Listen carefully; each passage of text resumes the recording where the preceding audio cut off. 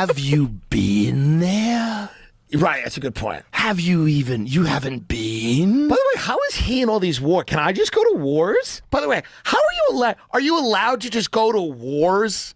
Is that the way you should at least can you just have the go to courtesy of going there. Can I just go to wars, or do I have to come back and say what people want me to say about the wars? Can I go to the wars and have my own opinions, or do I have to have the opinions? Not if you want to go back. That's right. That's right. It's very interesting, this war tourism. How do I get on this war tourism? Yeah. So Joe Rogan has finally addressed Douglas Murray, right? In his last episode with Tim Dillon, who I absolutely love. Very hilarious dude, right? Throughout the conversations, throughout the episode, they were taking digs at Douglas Murray. For people that don't know, Douglas Murray was on the Joe Rogan's platform, and they were discussing Israel, Ukraine, Russia. For the most part, the conversation was between Douglas Murray and Dave Smith, who is another comedian. But he is very well versed, in the whole geopolitics conversation of Israel, Gaza, Ukraine, Russia, all that, right? So Douglas Murray, as we know, he writes for Israel. You know what I mean? He writes for Israel. He has received awards. He goes to Israel all the time. He's like a mouthpiece for the IDF, right? And during that conversation, he asked Dave Smith if Dave Smith has been to Israel or Gaza. And it was so hilarious to watch. So what we're going to do is we are going to flash back to that video, right? And then we will then react to the latest conversations of Joe Rogan and Tim Dillon and how they addressed Douglas Murray. Have you been to the crossing points? No. When were you last there at all? I've never been. You've never been? Well, am I not allowed to talk about it now?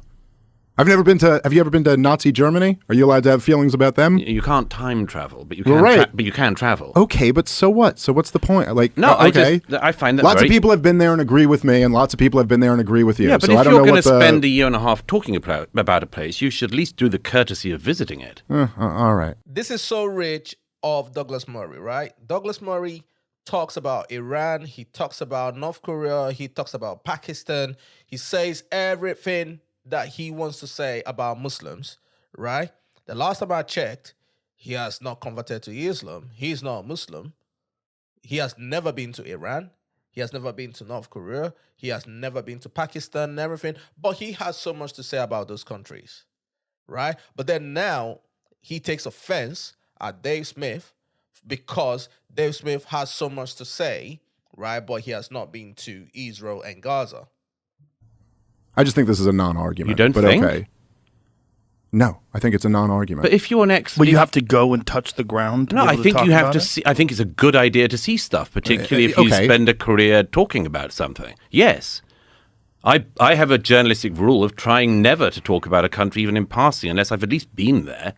Cap, lying. So that was the conversation, right? Or rather, part of the conversation between Douglas Murray and Dave Smith, right? Where Douglas Murray, for some weird reason, took offense that Dave Smith have never been to Gaza and Israel and everything, even though we know that part of the reason why he was allowed to go into Gaza was because he was being protected by the IDF and Israel, right? So he had to go in there and then come out and become a mouthpiece for them, which he clearly is. You get me? But now, let's check out the video of the conversation between Tim Dillon and Joe Rogan, what they had to say about the whole thing. There's peace in the Middle East, hopefully. They keep talking about all this, these deals they're all making. Hopefully that the Hamas and the Israel, whatever it is, they get, because... Well, that's one thing that Trump said. If I get in there, 24 hours, the war's over. That's a tough one. 24 is tough. That's obviously... But hopefully they figure it out, because it is, it's unfortunate. Yeah, it's fucking crazy. The human toll is unreal. Unreal. And, it's crazy. Some lady just died. She was the protagonist in some documentary, and she just got blown up. There is an argument to be made that level of devastation and death is worse than you talking to someone on your podcast. Allegedly. There is an argument to be made. It's probably not a good one. The amount but of there damage is an you can do argument with just talking. There is an argument to be made that, you know, starvation and stuff like that and people dying is worse than a podcast. But wait a minute. I wouldn't Wait make a minute it. before you say that. Have you been there? Right, that's a good point. You haven't been? By the way, how is he in all these wars? Can I just go to wars? By the way, how are you allowed to just go to wars? Is that the way you should at least can you just have the go to courtesy of going there. Can I just go to wars, or do I have to come back and say what people want me to say about the wars? I'm not gonna lie, yeah. This has become a meme, bro. You get what I'm saying? This has become a meme. Douglas Morris's face when he said, "Haven't you been?" That shit was hilarious as hell. Go to the wars and have my own opinions, or do I have to have the opinions? Not if you want to go back. That's right. That's right. It's very interesting, this war tourism. How do I get on this war tourism? Yeah. I'd like to go to the Ukraine. I You want to should go. I want to go. I want to go to all this war tourism. Do you have any awards that they can melt down and make bullets out of? Joe, think about this. Do I seem like a guy that has a lot of awards?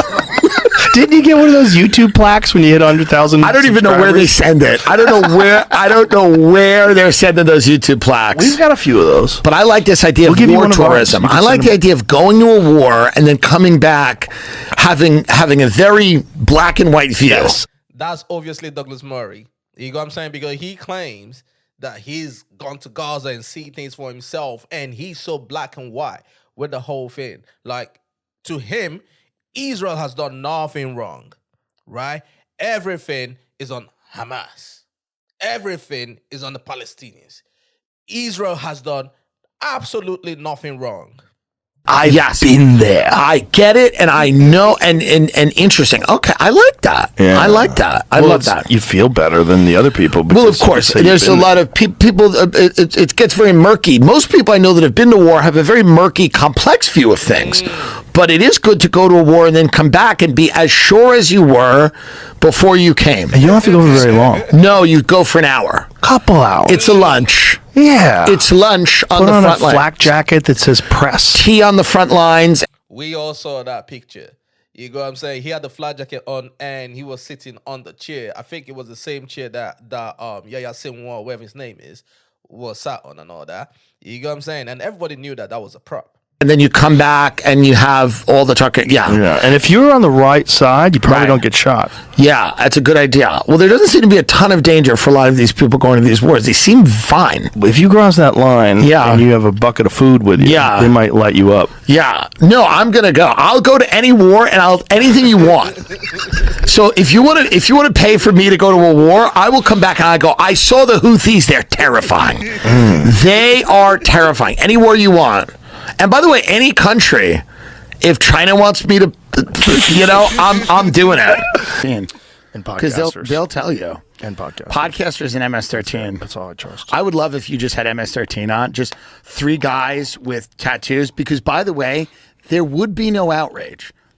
So I told you, like, throughout the conversation, right, both of them were shooting at Douglas Murray and his people. It was so hilarious to watch. Let's keep watching. That's what's hilarious. Right. If you had 3 MS-13 gang members, not one person would go, why did he have that? Why did he on? platform them? Nobody would. But if I have Ian Cap. And that is so funny, right? You're allowed to talk to anybody.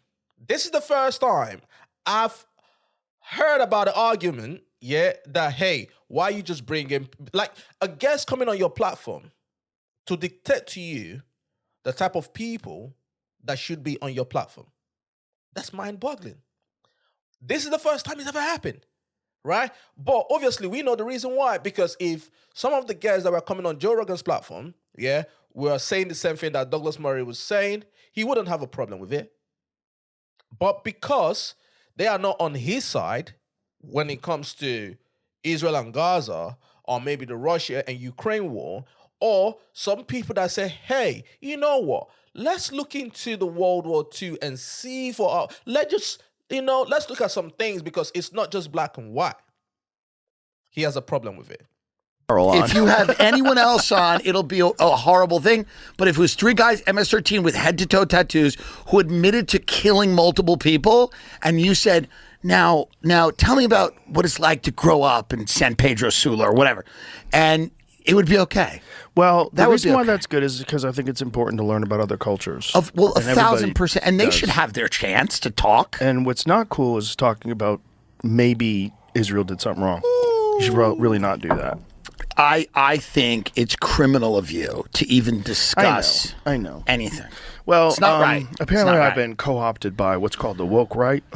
The woke right. That's what I heard. There's a woke right now. Yes, and they're Fascinating. they're co-opting. All of a sudden, they're not, and they used to be like the person that people would go to, and now they're insignificant. Right. You know. Yeah, I think a lot of people struggle with that. The idea of that they're losing control.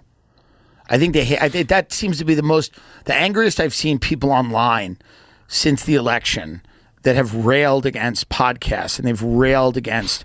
They seem to be angry that they no longer have a monopoly on what people can hear. Exactly, and they still continue. In an ideal world, yes, right? You know, podcast, in my opinion, even though slowly but surely, you know, the establishment is coming into the podcast world right now and buying up, you know, or bribing up some podcasters. You know, there are rumors, there are news of some people that were being paid by Russia or that had meetings with Netanyahu and all that. You know what I mean? So the establishment is not going to allow, you know, the podcast world to just come out and say what they want to say. They're going to find a way and just infiltrate and buy up some voices, some big voices, and then, you know, eventually it will become like the mainstream media. I hope not, but that's something that they are able to do. To lie and misrepresent people that do podcasts or people that are have a different opinion say, and that's where it gets really stupid. You know, like they keep saying that, you know, when I had that Daryl Cooper guy on, that I'm bringing on a Nazi apologist and a Holocaust denier. Like, that is, neither of those things are true. Yeah. It's not true. And the guy doesn't just talk about that. By the way, his stuff about Jim Jones is fucking sensational. And there are a lot of people questioning World War II for not good reasons, of course. Right. It's like people that bring up the age of consent. And you go, wait a minute. Yeah, you hey. What's going on? What are you doing? There are people, I think, that do launder not great reasons for questioning World War II through whatever. However, no doubt. There is a very interesting. The teeth really come out, the gnashing of teeth come out in this country when you question at all the American war machine. Yes. And the pageantry of war and the,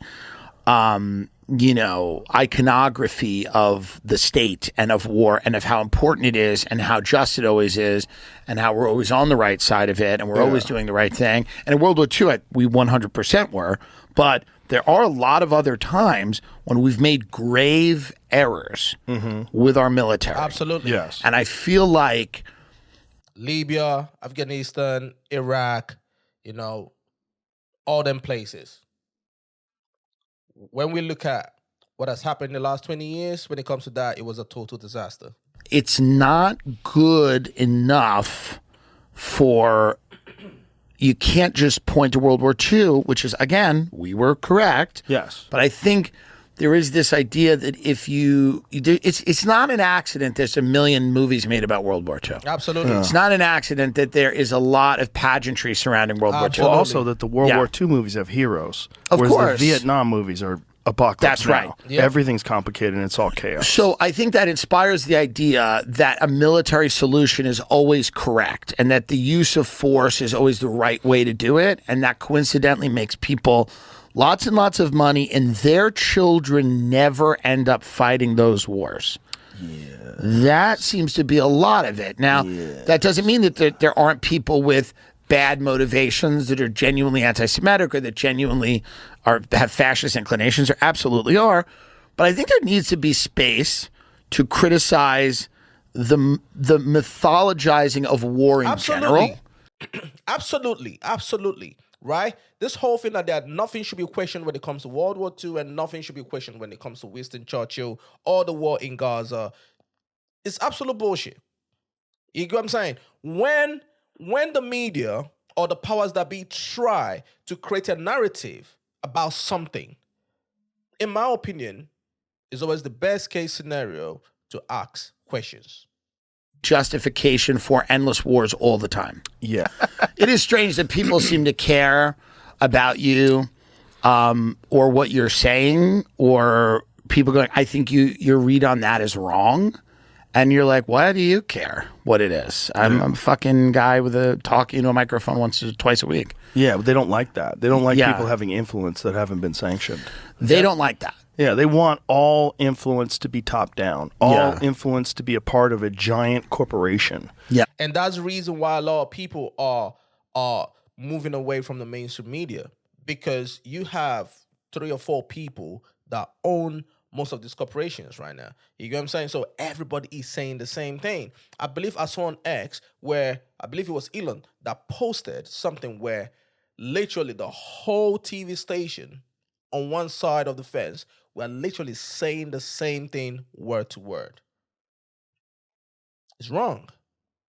That's what they want. They don't want influence to be just regular people. Regular people are fringe. They're far this or far that. They're problematic. They spew misinformation and dis. You want a Jewish man to make a swastika, you got to. People got to separate, and I think this is not. I think people got to separate like governments from people, intelligence agencies from people. I think that's the whole thing. I think people are losing the ability to do that in this case, right? Because people, when you criticize Israel, or you criticize something that may or may not have been done by a government or an intelligence agency, you're not criticizing people. Right. You're criticizing a group of people making decisions. I don't think America always does things that are in the best interest of the American people. Right. Well, this is the problem with when everybody sort of picks sides. Just before Joe Rogan says something, right? He's absolutely right. But I noticed that the only people we do it for is only Israel. Right? For some weird reason, when you criticize the state of Israel, right, they want to act like you're criticizing the whole Jewish people. But that's not true, because everybody criticizes China, people criticize North Korea, people criticize Iran, people criticize countries in Africa, Russia, but nobody act like you're speaking against the whole of Russians, or you're speaking against the whole of North Koreans, or you're speaking everybody understands that you are speaking against the government of those countries. But for some weird reason, when it comes to Israel, they want to co-op it to make it look like you just hate the Jewish people. And I think that that's wrong. But I understand the tactic behind it, because when they do it that way, some people will get scared to criticize the state of Israel, and which obviously allows them to get away with some of the bullshit that they're doing. It's during the COVID thing, whether or not we should trust the vaccine companies. Because, like, you did it because you're on the left and the people on the right were the ones who didn't want to take it. So instead of just looking at it objectively, the people on the left were like, everybody who doesn't agree is a science denier, and it got like really kooky because it got ideological. And as soon as it's ideological, you can fucking justify anything. This is how Jewish Americans are justifying, well, Hamas uses people as human shields. Like, they'll say things like that. Like, it's a way you can justify mass murder. Yeah. It's a way you can justify anything. As long as the tribe on your side, whatever your clan is, you can justify things. And so people stop thinking. They stop thinking, and they just think completely along ideological lines. It's one of the craziest shit, right? Because he's so absolutely right. When I hear people say that the IDF is bombing the kids in Gaza, but that's Hamas's fault because Hamas should not have started the war, I'm like thinking, what the hell did I just hear, right? How do you blame Hamas for the IDF bombing kids? Yes, Hamas did what they did, right? Israel has the right to go after Hamas. But no, they do not have the right to kill kids. But that's what he's saying. When people, when something becomes an ideology for people, they do not look at it logically no more. They just go with the messaging. It is. And passionately. Yeah. Very passionately. Oh, they're right. You're no wrong. one is ever questioning anything. No. No one ever question science. No one goes, wait a minute. Like, I think it's healthy to every now and then go, maybe I'm wrong. Hate tactic. Right. When you're dealing with, I have 19 million YouTube subscribers. How can you nail that down to the fans? Right. You don't know. You're just talking out of your ass. This is a non-argument. It's a stupid point. And by the way, when you're talking about actual comments, we've already established that, I don't know what the number is, but there's a huge number of people that are commenting that aren't even people. They're bots. They're state-sponsored bots. Yeah. They could be from Ukraine. They could be from America. They could be from Russia. They could be from Israel. And I want more of them. Yeah. So if they're a state-sponsored bots that can jack my ratings up. They can. If they want to come over to me. Do you have anything nice to say about Israel? Any Ukraine. I'm waiting for the money. I texted Barry Weiss and go, here's the way this game works. I get a little bit of money first. Not I go on and defend whatever the hell you people want to do. I'm not going to get my beak wet. If you and I go to Israel, will you slap on the yarmulke? Absolutely. Absolutely. Will you kiss the wall? Absolutely. Absolutely. Really? Oh yeah, sure. I mean, and my film is greenlit when? You have to kiss the wall. And Is that the word? No, I don't know anything. The wall is is that the Wailing Wall? I don't know, but Mike Huckabee's over there like a good Christian. Oh well, he loves it it's over Easter there. Sunday. He That's loves where it over he's there supposed to be. because the fundamentalist Christians go hard. Yeah. With the Israel thing. That's a fact. They're like, 'Cause let's they go. think Jesus is coming back to that spot. Yeah, what's very interesting is if Israel said to a fundamentalist Christian, if Netanyahu called Mike Huckabee and said, we're going to have to nuke Iran, he'd go, let's do it. That's what Jesus Let's wants. do it. That's what Jesus would want, a nuclear war. So that's where we've gotten. We've gotten to the Jesus point wants us to use the nukes. where we have fundamentalist Christians and fundamentalist Israelis and fundamentalist Muslims on the other side, and everybody's playing this weird game. And Yeah, there he is. Boy, he looks old. Jesus. this is just hilarious. If this is the freeze frame from the episode that These we guys released, is us watching this. They stop dyeing their hair at some point in time and just say, oh, fuck it. You know, like Stallone did? The best hat they have is the Schreimel. They wear it in Brooklyn. It's that big furry Russian hat. Oh, I love that hat. Looks sick. That is a sick hat. It looks like something out of Game of Thrones. Yeah, that's a hat. Like, I don't give a fuck what you think. I'm Doesn't a member of matter. the tribe, bitch. I got strings hanging from my belt. I got That's a whole and I'm fact. rocking I got a hat. a bear dick hat. Yeah, I mean, that's a pretty sick hat. Yeah, I like that hat. Oh my God.